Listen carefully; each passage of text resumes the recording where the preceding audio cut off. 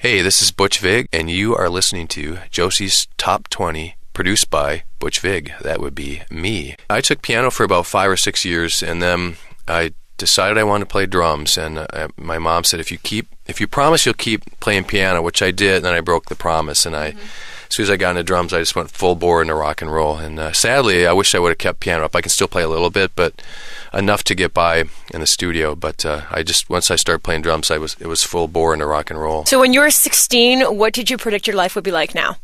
Oh man, I don't know. I'm so lucky that I've had my whole career in music, basically. You know, when I was in high school, I sort of remember drawing on the back of one of my notebooks like this picture of me in concert playing drums with some band in the sold-out arena. And I think I was really pretentious enough to write something in the high school annual at the end of the year. Like, you know, they ask you what you're going to do. I said, I'm going to join a rock band and become a rock and roll star by the time I'm 30 years old. You know, sort of jokingly writing that because all my friends knew I was into being in bands, and it somehow sort of weirdly became true. Well, the first time I saw AFI, I went in this little tiny club halfway up the coast of California. I can't even remember what town it was. And I think they sort of specifically played that show or asked me to come up just so we could meet. Because I had heard of them before. I knew their music, but I'd never seen them live. I flipped out when I saw them because they were incredibly powerful, crazy, and their fans went berserk. And I realized they have a special chemistry, just the way they play and how they interact with their fans. And I was immediately sort of drawn into, I guess, the way they approach songs, what I call the sort of the AFI prog moments, where they'll have a verse chorus and they go on these tangents that just sort of sometimes don't make sense. And initially, you know, as a producer, sometimes you try to clean up sections, you know, you work on arrangements, try to tighten them up, make them more focused and less sort of crazy and messy. But with AFI, it was the opposite. It's like you have to realize that's part of their sound when they go off on those tangents and almost amplify them to a certain extent. Green Day, of course, you produced their album after they just sold 6 million copies of American Idiot.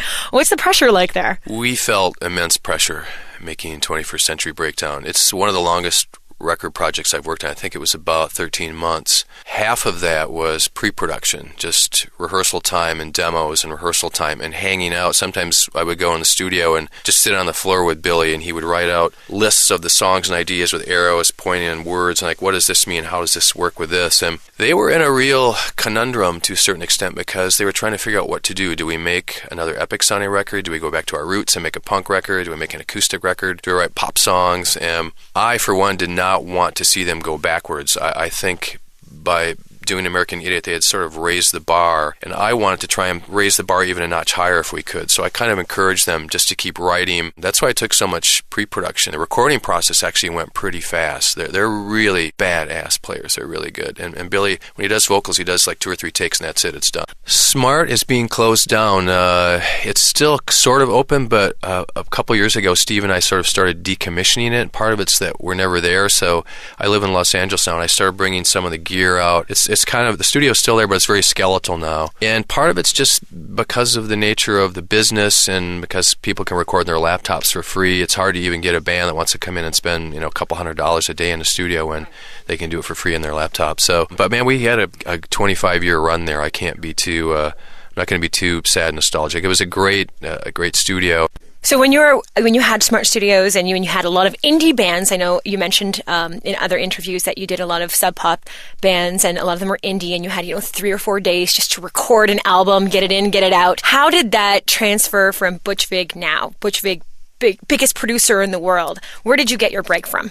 Well, the good thing about doing records down and dirty really fast is that you have to learn to get sounds quick, and you have to literally be able to fly by the seat of your pants. And when I was doing all those records for Twin Tone and Sub Pop, there were no budgets really, and I would do everything. I would answer the phone, make the coffee, run out and grab lunch, tune the drums, help them get the guitars in tune, edit tape. You know, it was basically I had to do everything. So pretty good learning experience. And all of those sort of underground punk records started to make some noise, and it really wasn't until I made Killdozer's 12-Point Buck, which is a really weird sounding record. But all these underground labels heard it. On some of those labels were Smashing Pumpkins. Billy Corgan heard that record and liked it and called me up, and Sub Pop called and said, I have this band called Nirvana. I think you might like working with them. They write really cool songs. So all of those, the 1,000 underground bands I did really is what sort of set the template and opened the door for me to sort of start to work with some bands that would eventually hit the mainstream. When you worked with Nirvana, when did you know, or did you know, that this was going to be,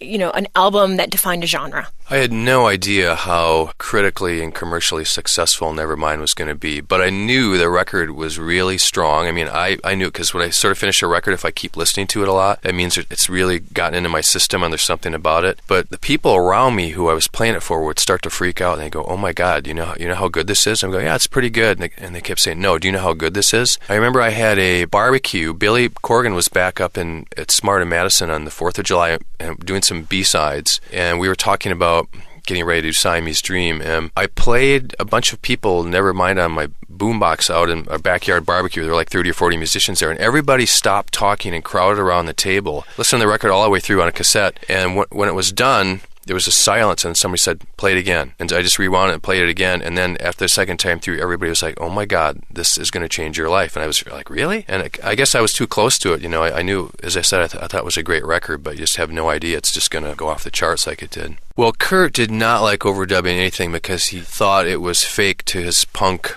authenticity, and I mean, I can understand that. I mean, he was very impatient, but there was a part of him that really wanted to make great records. He was ambitious. Before we went down to record Nevermind, they rehearsed every day for 4 straight months, every single day for like 6 to 7 hours, so they were tight when we got in the studio. And Kurt would make these lists of how big they were going to be and how famous they were going to be. I mean, he really did. He wanted to grasp that. But then when it came time to doing it, that was another thing. And I would a lot of times just use reference points. Well, John Lennon double-tracked all his vocals, and you go, "Okay, Butch, that's good enough for me. I'll do another take."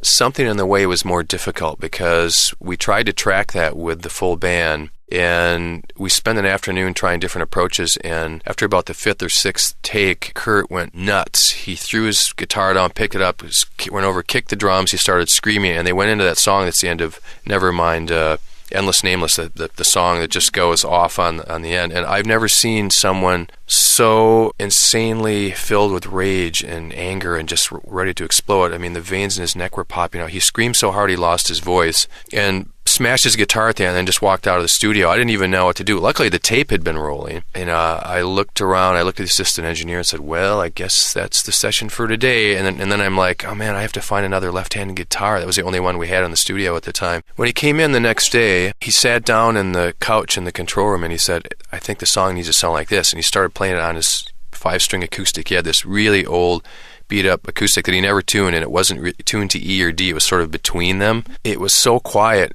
And he played it for me. I said, "Stop right there." So I turned off the fan, unplugged the phone, everything, and I literally took a mic like this and put it in front of him, and he played it on the couch. And it was so quiet and intimate, I had to turn the preamps up to capture the sound. And then I thought I held my breath for 3.5 minutes when he recorded it, and it just gave me the chills. And that is the take of the song. And then we went back and had to overdub Chris and Dave, and we put some cello and some back vocals, and that was really hard to do because usually when you record something, you do it to the drums first. You have some sort of rhythm backing track, so you can go back, and I tortured Chris and Dave trying to get the feel right. I kept saying, "You got to lay back, you got to listen to his guitar," and we had to keep punching in sections to get it so it all had this really languid flow. But it's one of my favorite songs on Nevermind, if not my favorite song, and I think the song is Kurt wrote that from a very autobiographical standpoint. It's like he could be the guy living under the bridge. If I can say I had a working relationship with someone who really wanted to understand and learn more from the studio, it was working with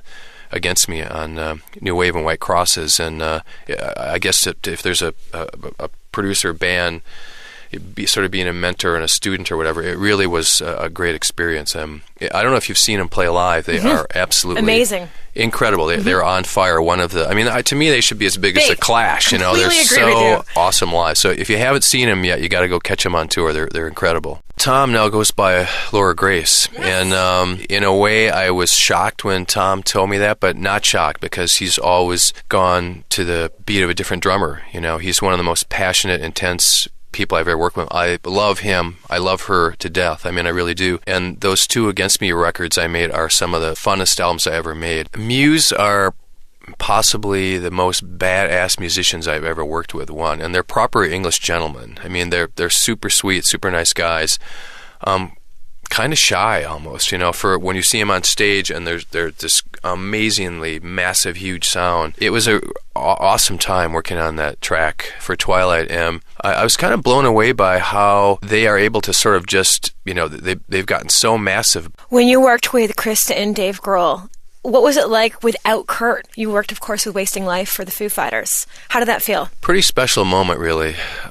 It was the first time that the three of us had been in a studio for 20 years. I've seen Dave a lot over the years, being on tour with Garbage. We'd bump into the Foos at festivals, and I worked with him on the Greatest Hits, and he lives in Los Angeles, so I bump into it at parties and things like that, and we've remained good friends. But that was pretty special, having Chris come in and play I Should Have Known, because Dave wrote that song about people he's lost, and one of those people obviously is Kurt. When Chris got there that day, we did the bass overdub pretty quick, and he played some accordion little bits at the start and end of the song. But then we cracked into some wine, and Chris cracked into some whiskey, and I think for like 4 or 5 hours we just sat around and told stories, and it was awesome. It was so funny and fun, because sometimes you need to interact with people. Go, do you remember when Kurt threw all the barbecue food and smeared it all over the console? And and your brain, you can't remember all that stuff, and it was really, really, really special moment. Well, he's an unbelievable musician, a great songwriter, one of the best guitarists I've ever worked with.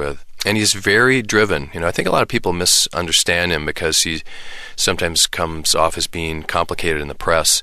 But there's a very feminine, vulnerable side to him. And I think you hear that in their music, which I think that's one of the reasons they've been very successful. There's this incredible, powerful wall of sound that they create. And then his voice sits on top of it. And just, he writes a lot of the songs from sort of a personal point of view. And he's kind of a wounded animal in a way. He's had kind of a rough upbringing. And a lot of times that's what directs the songs that you write, what you've experienced in your life. And I've been really close to him, and he's incredibly talented. When we made Siamese Dream, though, we pushed each other so hard. Like, he wanted to make an epic record, and I wanted it to sound amazing and be razor tight. And this is before Pro Tools and computers where you can fix everything. So it was all about performance. And I think that's one of the reasons that record still sounds really good, is that it was very, very other than just going crazy trying to get the sounds, it's the performances are just razor sharp on it. I love doing remixes because I like being able to take a song and sort of completely turn it upside down and change it into something new. When I started doing those remixes back in the early 90s for U2 and Depeche Mode and Beck, whatever, that was sort of the template for Garbage. I got very interested in using samplers in the studio, and I bought an Akai S1000 sampler, and I just loved it that you could record a drum bit or a vocal bit or a guitar and then mangle it and change it around completely in a sampler. And that sort of sensibility or that vibe really was inspiring. And at one point, because I was using Duke and Steve in the studio all the time to come up with guitar parts, we were like, maybe we should start a band with this sort of idea and find a singer, and we'll really use samplers to write and put the music together. And that's literally what Garbage sort of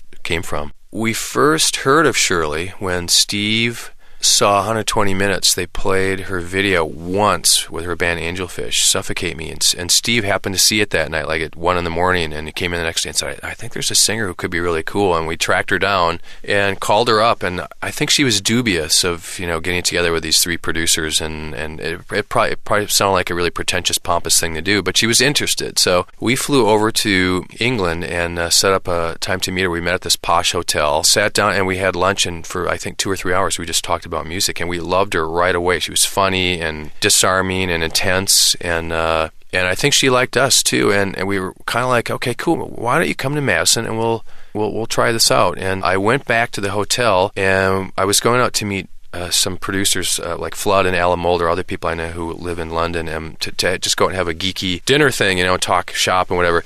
And I went and sat down with them. They were all staring at me, and I said, what's up, you guys? I said, do you hear Kurt is dead? He killed himself. And I had no idea. And I just sat there, and I had a sip of a beer, and I kind of freaked out and said, I got to go back to the hotel. And I went back, and I flew back to America. It's weird. It's like that literally was the day of the passing of the torch. I mean, Kurt died, and I met Shirley, and obviously that was a big part of my life, and then it was starting on another big part of my life, but it literally happened the same day. It's very weird. It's a true story. Anyway, then Shirley came like a week later to Madison, and we started working on songs. It didn't go very easy at the start. It took us a while to find our groove, but the second she sang on, we had some music jams like Queer and Vow, and I think Stupid Girl, and she sort of figured out, what to do with those, and the second she sang on them, we knew there was something special there. And I think this is even before we went into Smart. We were doing them in Steve's home, like in his basement studio, just kind of for fun, keeping it really casual. And when she sang on those 3 tracks, we knew that we had a band. We're sort of taking baby steps in Garbage. When we started recording Not Your Kind of People, we didn't even know we were going to make an album. At the time, there was no label, and we were between management. No one even knew we went in the studio the first month or so. And it was great because there was no pressure, and we didn't even talk about making an album. We just said, let's write songs. And very quickly, I think because we've been gone for 7 years, all these ideas started pouring out, and we wrote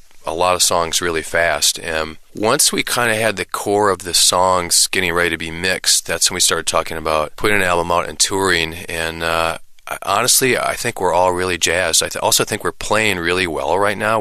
Because we had such a long break, everyone's really enthusiastic and very focused. Shirley is on fire on stage right now. I think we're going to keep making music. I mean, there's a lot of songs that we want to finish that we recorded 24, 25 songs. We want to get them all mixed and have them see the light of day.